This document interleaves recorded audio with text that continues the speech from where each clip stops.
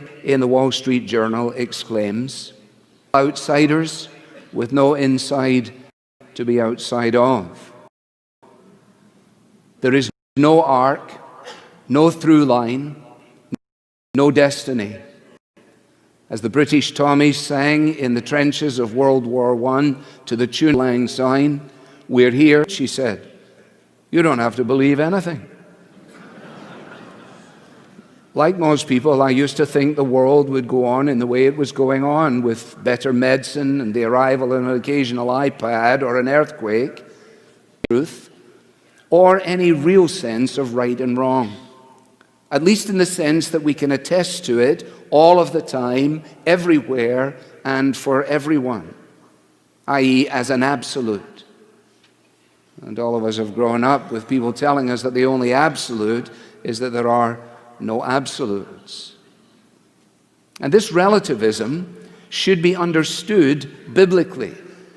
It's not something that has just come out of nowhere, and behind the relativism and all that is represented in it is what Paul but have divine power to destroy strongholds. We destroy arguments and every lofty opinion raised against the knowledge of God. And the relativism and postmodernism that is represented in the philosophies and experiences of our day should be understood in that way. This is an argument, this is a lofty opinion, and this is raised against the knowledge of God. Forces of evil which exist in the heavenly places. And behind these spiritual forces, the devil, of whom Jesus said he does not stand in the truth, because there is no truth in him. He has been a murderer, he says from the beginning, and a liar, and he is the father of all who propound lies. Now, when you think about that, we can think about it in a number of ways. It would be tedious if I have my reality and you have your reality. My PJs are touching your PJs, says one boy to his brother. My reality might be impinging upon your reality and yours upon mine. And your reality may actually be real. It does not have to go looking around for these things. If you take what is currently a huge multi-billion-dollar industry in the realm of virtual reality, avatars, invented coinage, and a whole notion of quasi-reality. In the press in the last 2 weeks here, an invention of them invent themselves, the article pointed out, if they're a little person like me, then their avatar is a big tall person. If you're a funny looking little character, then you're a magnificent looking character. And these people are living in this strange world. Now again, this doesn't spring from anywhere. 68, but right around that time, in fact when I was 14, Paul Simon, celebrated writer of lyrics in the contemporary world, was pondering of sleep past the shadow of my illusion with people who live in this unreal, real world. Christian Science is an unreal world as well. Sit on a pin and the point enters in, you'll dislike what you fancy you feel.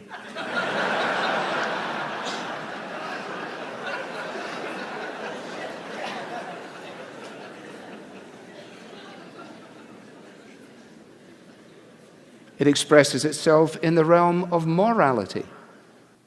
Each person able to chart their own course, a bit like ordering a pizza with a variety of potential options and toppings, things that you can leave aside if you don't want to have them. So I'll manufacture my own little moral world or my own little immoral world. And nobody will be there to tell me anything's wrong or right. The only thing that mustn't happen is I mustn't ever be hurting anybody. At least not from my reality, at least. And the same is true in terms of history. And it was addressing the fact that in terms of many of the historical movies that are now before us, who know about these things, we are to a truth we can't hold history to. Because history is always just someone's opinion. I was going to tie it amongst my colleagues, so I'll just... And they are being instructed in all of the details of the signing of the Magna Carta. And a very pocket Englishman is going through his paces and describing what a significant document this has been and has led to the... So, ladies and gentlemen, you see, 15 minutes. If you like, to live Christianly in a post-Christian culture.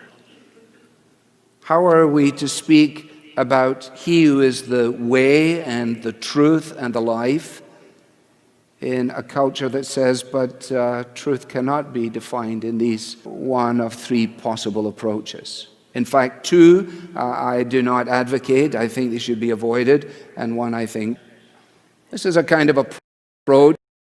It's not unusual. You see it throughout history. The cultural milieu in which we fell in a handbasket. I don't mean that facetiously. You see, when Paul addresses Titus, time to make sure that Titus understands that those who are going to be living for Jesus in that kind of environment need to make sure that they don't fall foul of an approach such as this. And so he says to Titus, remind them, that's your folks, to be submissive to rulers and authorities, to be obedient, to be ready for every good work, and to show perfect... I don't know about you, but that lands with quite an impact in my heart and mind. As I see it, who along with my colleagues is received of mission, there is just a prevailing sense of admonition. There's a reason, you see, there's a credibility gap between many of our congregations and our contemporary young people. Because although they may be all of these things in relationship to a quasi-reality and an immorality and so on, the one thing they don't like to be is mean. And to the extent that they think that...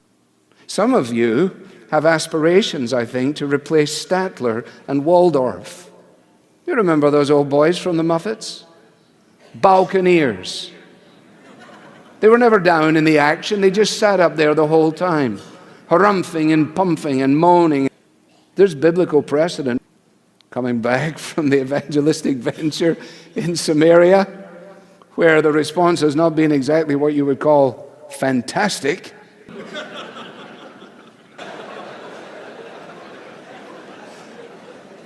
The second poor alternative to deliver lectures at Yale Divinity School.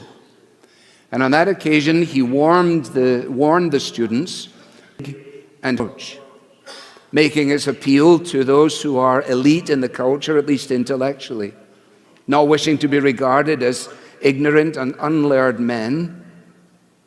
They gave up large swathes of theological orthodoxy